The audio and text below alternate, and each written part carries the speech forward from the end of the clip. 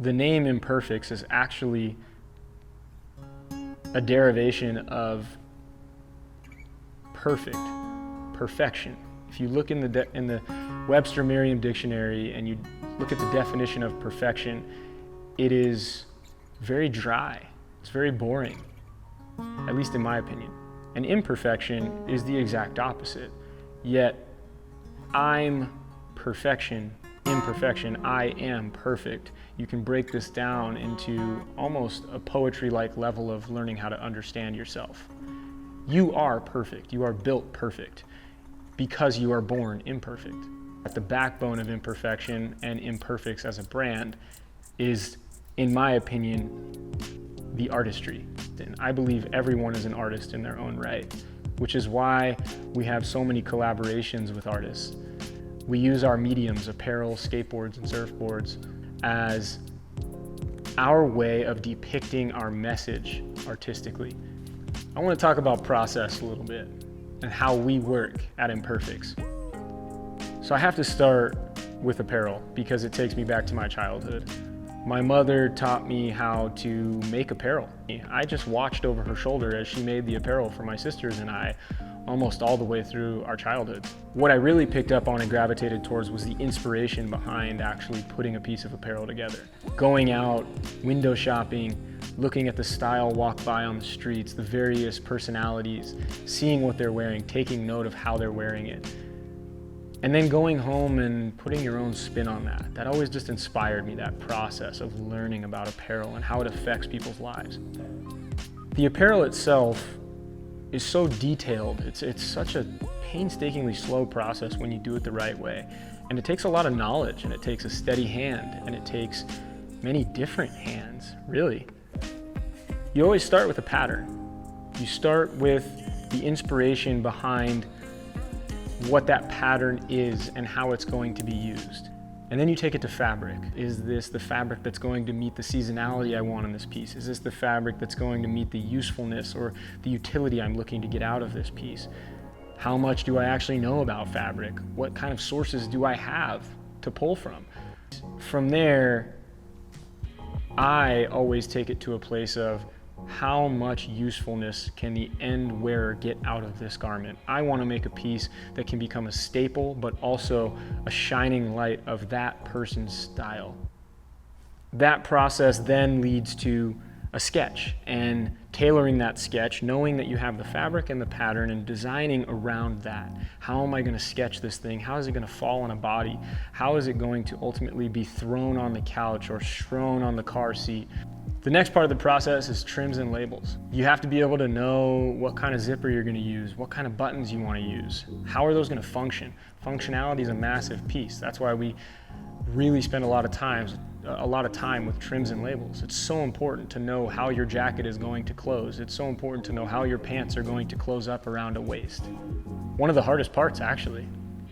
From there, you go into a fitting and a digital design process. And this is where I rely on some technical skill sets that I don't have.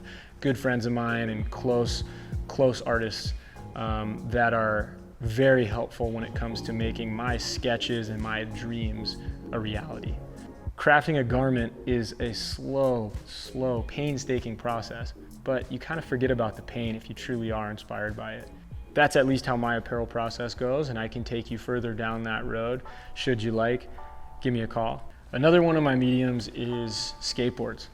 I grew up skateboarding, loving skateboards. I remember looking at the curvature and the concave on certain skates and thinking, I wonder how that works. I wonder what that feels like. And then ultimately having the opportunity to skate them, and just these subtle differences make the biggest impact on the smallest tricks or the smallest lines you take or the biggest hill you bomb. Someday I knew I would manufacture skateboards. It was always something I wanted to do.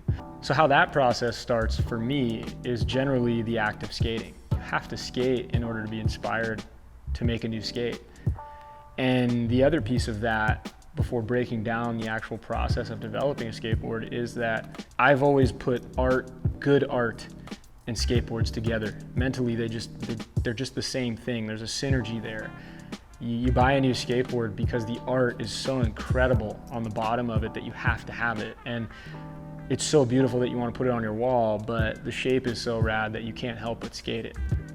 I think taking it back to the skate park or back to the classic, just going and bombing a hill and finding a line that works for you and collecting so much speed that you don't even know what to do with it, that's ultimately how you come up with a good skateboard. It always comes from a template, and that template is usually born of how that board is going to be used. Is this a transitional board? Is this a street skate? Is it a classic old school surf check?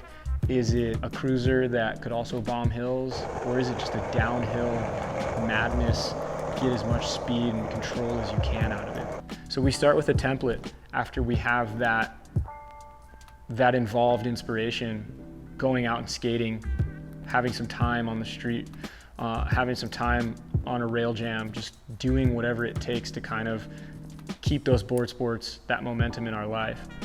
And then we take it to wood and we build a template right down the road here with the most radical factory in the US as far as making skateboards goes.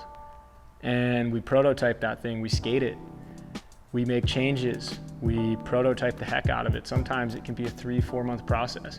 We send it out to talented skaters who can put it to the test better than we can. They give us feedback.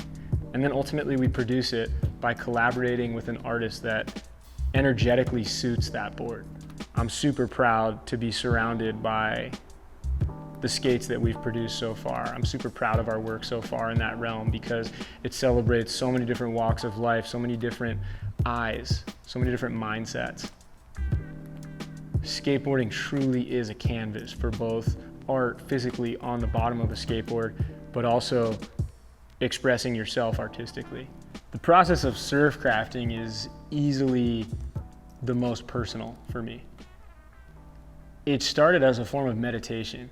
It was simply just a place I could escape to. You know, running a creative agency and working for many different brands within the industries I like to work in can be tiring creatively. And you have to continually inspire yourself and regenerate that creativity and inspiration in an organic way if possible. Surfing was always at the core of that for me, the act of going out and surfing. I wanted to ride things that I couldn't really find, and I wanted to open up my mind to not only a new process, but an understanding of the craft that goes into building these things. It always starts with what wave you want to build a board for. It's the energy behind that wave and the things you know about that wave that inspire you to find a template. And ultimately that template unlocks the rest of it. Once you lay your template, you've got to square up, right? You have to cut that thing out and clean it up as true as you can to that line. And inherently there's going to be imperfections because you're not a machine.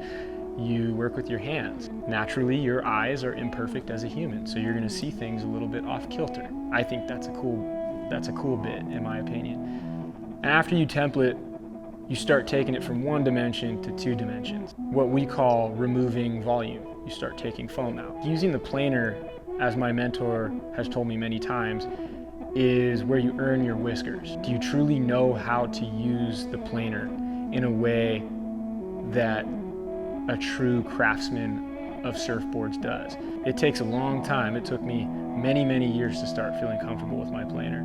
And now it's just part of who I am. And feeling that in your hands, it's almost an extension of your hands when you're crafting. And once you've started removing that volume, you start to see the shape of the board that you're going to create. That template starts to become this two-dimensional thing that you can start finding this sculpture in.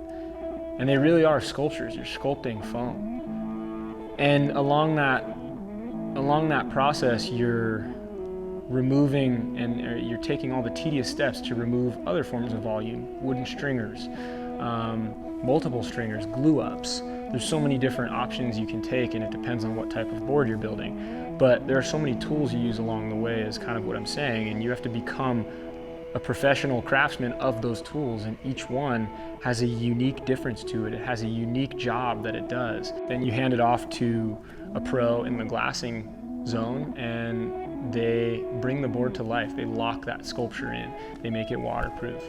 The process of surf crafting is a long and tedious one, and you're only as good as the amount of time you put into it. And I think that's what I love about it most. you have to fail, and you have to be willing to fail, and you have to be willing to get back up and try again. I've made so many bad boards, but I kept going. I kept looking for what a good board was.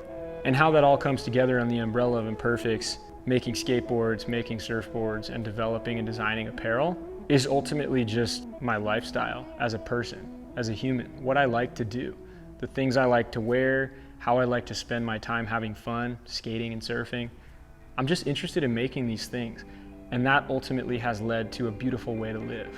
It's the identity of who I am, and it's investing in that and believing in myself and spending my time doing the things that hopefully will make the world a better place, bringing joy to people in the form of surf and skate and style. I think that's what Imperfects is at the heart, a lifestyle of learning how to be yourself.